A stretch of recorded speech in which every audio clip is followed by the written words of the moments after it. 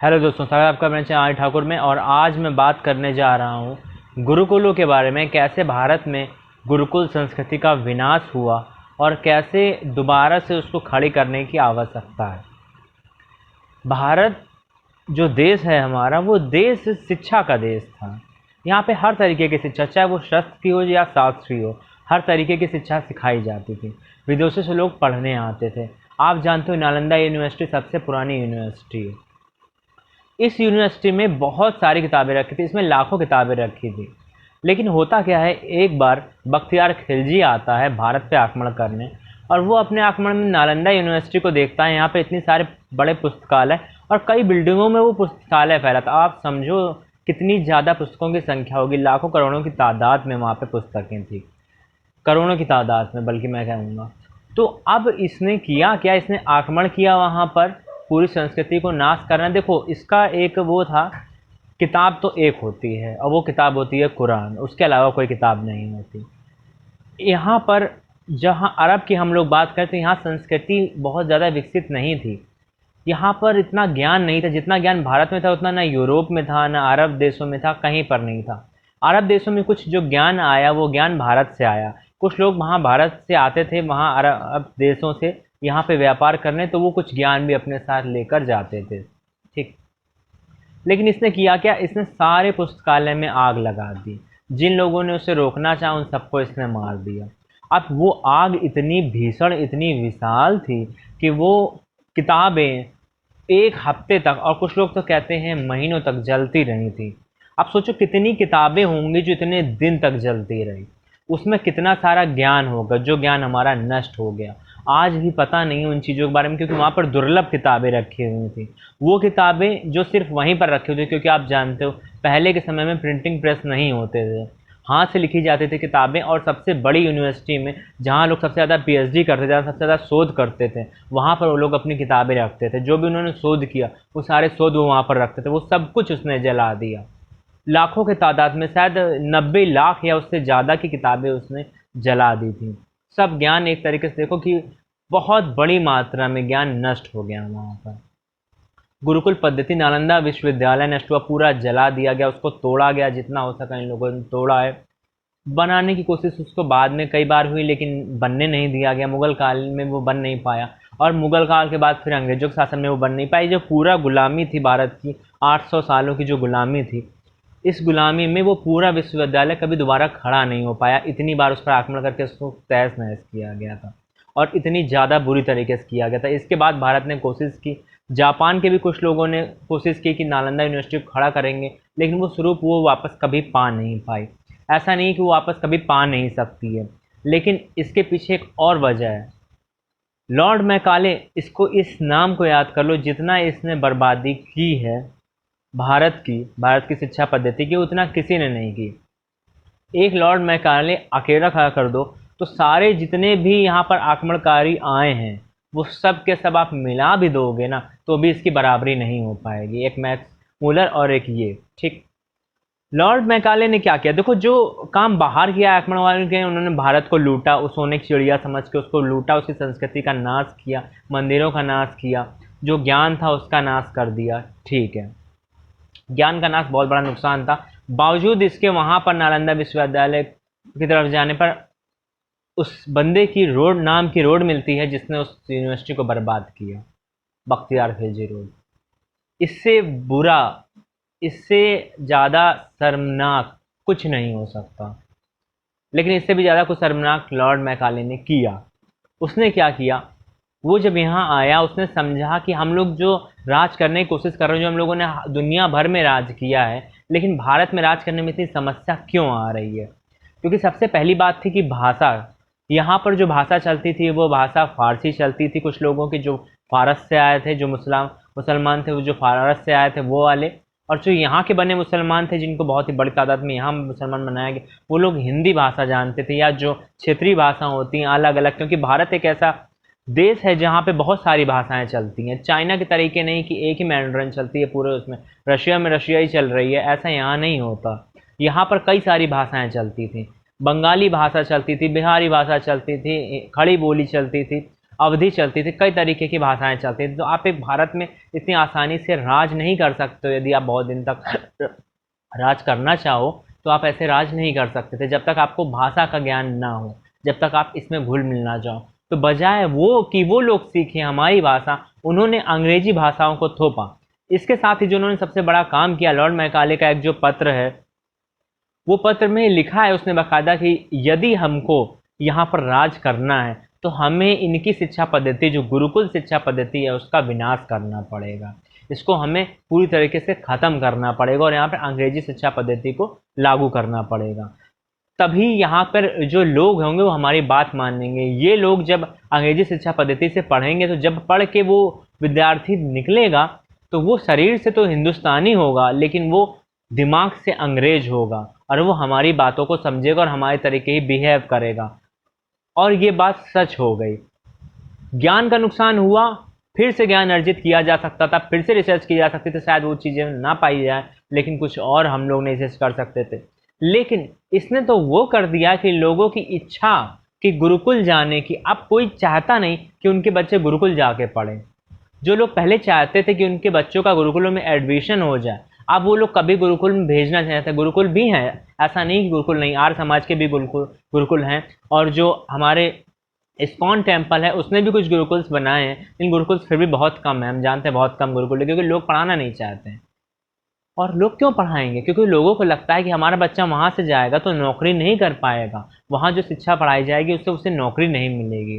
क्योंकि Lord Macaulay की जो शिक्षा पद्धति है वो गुलाम बनाने की पद्धति है। और गुलाम क्या होता है, नौकर क्या होता है? जो नौकरी करे, सरकार की गुलामी करे, प्राइवेट सेक्टर में हर एक बंदे की गुलामी करे, जो भी पैसे वाला हो उसकी गुलामी करे, जिसका भी राज चल रहा है उसकी गुलामी करे चुपचाप सर झुका के, और एक निश्चित तनख्वाह ले, अपना काम खत्म करे। यानी उसकी सारी जितना भी वो टैलेंट है वो टैलेंट वो गुलामी में व्यतीत करे, वो दूसरे के लिए यूज़ करे। यही है गुलामी, ये सिखाया गया। और आज क्या होता है, आज सबको कहा जाता है कि उनको जॉब करनी है। जॉब क्या है? जॉब को एक आपने अच्छा परिदृश्य देखिए, जॉब एक्चुअली में वो नौकरी है, और नौकरी मतलब जो नौकर करे वो नौकरी है, ठीक है। तो ये जो पद्धति बनी, ये पद्धति ही ऐसी बन गई पिछले समय में। जब पुराने समय की हम लोग बात करें तो जो भी लोग होते थे वो कभी वो नौकरी के बारे में सोचते नहीं थे। जो बहुत ज़्यादा मजबूर होते थे, जिनके पास कुछ नहीं होता था, वही किसी और के यहाँ जाकर काम करते थे। लेकिन आज अच्छे घरों के लोग, संपन्न लोग भी नौकरी की तलाश में हैं। ये जो पूरा सिस्टम बदल गया, ये सिर्फ और सिर्फ बदला है इस अंग्रेजी शिक्षा की बदौलत। अब यहाँ मैं भाषा की बात नहीं कर रहा हूँ सिर्फ कि भाषा अंग्रेजी, कोई भाषा बुरी तो नहीं होती, लेकिन यदि आपको अपनी संस्कृति से उखाड़ दे, यदि आपकी संस्कृति से वो अलग कर दे, यदि आपको अपनी संस्कृति पे शर्म आने लगे, उस पद्धति में पढ़ने के बाद आपको अपनी भाषा बोलने में शर्म आए, आपको दूसरों की भाषा, जो आप पर राज करके गए, जो आपके दादा परदादा पर राज करके गए, उनकी भाषा बोलने में आपको अच्छा महसूस हो, और आपकी अपनी भाषा, अपने देश की भाषा बोलने में आपको शर्म महसूस हो, तो ये आपकी मानसिक गुलामी का संकेत है। ऐसे मानसिक गुलाम हमारे यहाँ अब बहुत ज़्यादा तादाद में हो गए। अब ये समझ लीजिए सब के सब ऐसे लोग हैं लगभग जिनको अपनी भाषा बोलने में शर्म आती है, और जो अंग्रेजी बोलने में गर्व महसूस करते हैं। उनको ये लगता है, अभी ए.आर. रहमान की एक वीडियो वायरल हुई थी जिसमें एक लड़की ने हिंदी में बोलना चालू करा, तो ए.आर. रहमान को वो चीज़ पसंद नहीं आई। जबकि ए.आर. रहमान भी हिंदुस्तानी है, वो भी हिंदी है, लेकिन आज ये है कि वो उनको वो चीज़ पसंद नहीं आ रही, ठीक है। तो अब ये समझो कि ये बुद्धि की दी तो देन है। जैसे बुद्धि बदल दी जाती है उसी तरीके से लोग भी सोचना बदल देते हैं। अब क्या हुआ, तो भारत की संस्कृति जिसको पूरी दम लगाकर, पूरी ताकत लगाकर भी बाहर से आए आक्रमणकारी हटा नहीं पाए। सैकड़ों साल लगे रहे वो लोग कि भारतीय संस्कृति को ख़त्म करके अरबी संस्कृति लागू कर देंगे, लेकिन हो नहीं पाया। तलवार के दम पे पूरी कोशिश की, तोप बंदूक सब कुछ चलाई है, कर तक लगाया, सब कुछ किया कि भारतीय संस्कृति नष्ट हो जाए। मैं भारतीय संस्कृति नष्ट नहीं हूँ। फिर अंग्रेज आए, उन्होंने भी कोशिश की और वो भी नष्ट नहीं कर पा रहे थे। लेकिन तब लॉर्ड मैकाले ने ये जो चाल चली है कि जो भी गुरुकुल थे वो ख़त्म कर दिए, गुरुकुलों की मान्यता ख़त्म कर दी गई। गुरुकुल में पढ़ना, अब गुरुकुल सारे मोस्टली तोड़े जाने लगे, उनकी मान्यता ख़त्म हो गई, वहाँ से लोगों ने पढ़ना कम कर दिया।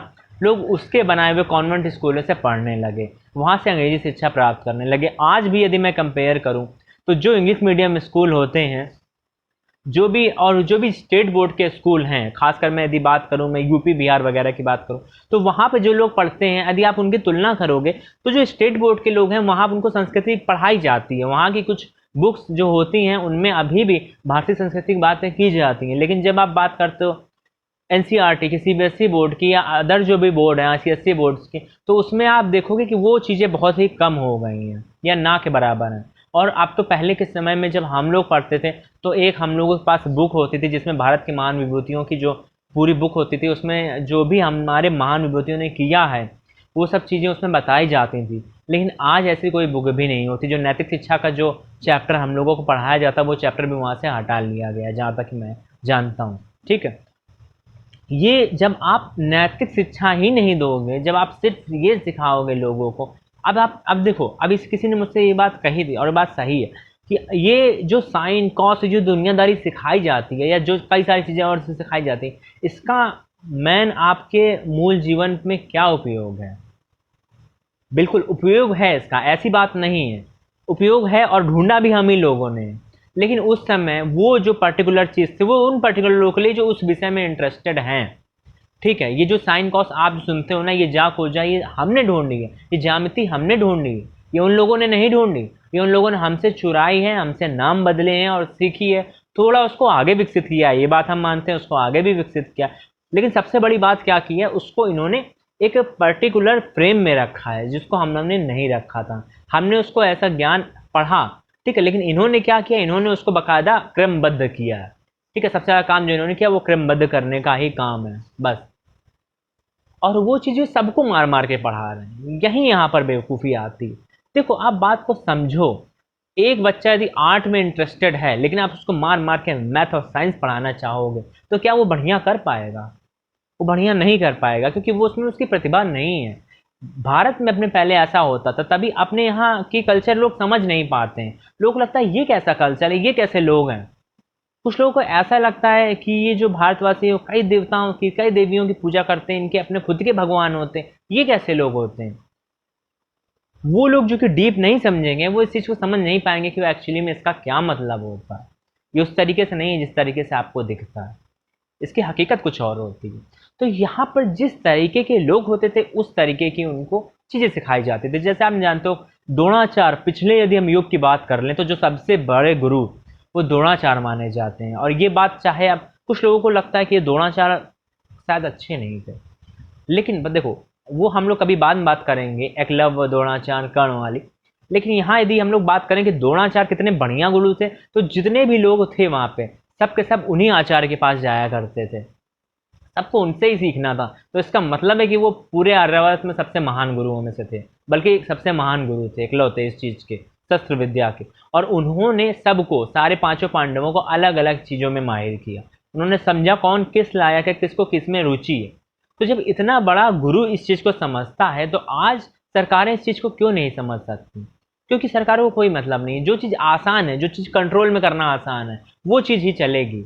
जैसे ब्रिटिश लोगों ने वो काम किया जिससे वो भारत को अच्छे से कंट्रोल कर सकें, आज वही काम सरकारें करती हैं, क्योंकि उनको कंट्रोल करने में दिक्कत ना हो। वो ज़्यादा से ज़्यादा आबादी को कंट्रोल करना चाहती हैं। वो तब हो सकता है जब आप सबको एक ही ढांचे में फिट कर दो, बाकायदा टाइटली बंद कर दो, फिट कर दो उनको, उनका जो बुद्धि है उनकी, उस बुद्धि को भी एक ढांचे में बंद कर दो। फिर वो आगे कभी कुछ सोच ही नहीं पाएंगे। वो आउट ऑफ बॉक्स जब सोचेंगे नहीं तो वो कुछ कर भी नहीं पाए। और इस चीज़ को भारत ने कुछ ज़्यादा ही अच्छे से आत्मसात कर लिया, इतना उन्होंने भी नहीं किया, क्योंकि उसने जो पद्धति अंग्रेजों की थी एग्जैक्ट वो पद्धति नहीं लागू की है। उसने वो पद्धति लागू की है जिस पद्धति से वो अंग्रेजों का तुमको गुलाम बना सकते थे। तुम देखो सबसे ज़्यादा रिसर्च कहाँ होती है? अमेरिका में होती है, इसराइल में होती है, यही तो होती है ना। क्या भारत में होती है? यदि भारत में उसने वही पद्धति लागू की है तो यहाँ क्यों नहीं इतनी रिसर्च होती है? यहाँ के लोग वैसे क्यों नहीं होती? यहाँ के इंस्टीट्यूट की रैंकिंग वैसे क्यों नहीं आती? इसीलिए नहीं आती क्योंकि यहाँ से वो पद्धति लागू नहीं की है। यहाँ से तुमको सिर्फ और सिर्फ गुलाम बनाने वाली पद्धति लागू की है। कभी उनका कंपेयर नहीं कर पाओगे। जो भी लोग महान बने, जो महान साइंटिस्ट वगैरह हुए, वो सब विदेश जाके पढ़ते हैं। जो भी कोई आपको चीज़ सीखनी है, अब आपको विदेश जाना है, क्यों विदेश जाना है आपको? पद्धति तो वही लागू की थी उसने। जगह तो हमारे पास भी बहुत है, रिसोर्सेस तो हमारे पास उनसे ज़्यादा है, लेकिन फिर भी वहाँ क्यों जाते हैं? वहाँ इसीलिए जाते हैं क्योंकि आपको जो यहाँ पढ़ाया जाता है वो वहाँ नहीं पढ़ाया जाता। यहाँ तो सिर्फ वो पढ़ाया जाता है जिससे आप गुलाम बनो। एमबीए यहाँ जब आप करते हो तो आप बिजनेसमैन नहीं बनते हो, आप बिजनेसमैन की नौकरी कैसे बजानी है वो सीखते हो। आपको बिजनेसमैन के लिए प्रचार कैसे करना आप वो सीखते हो। वो बिजनेसमैन नहीं सीखता कभी, क्योंकि उसको उसकी ज़रूरत नहीं है।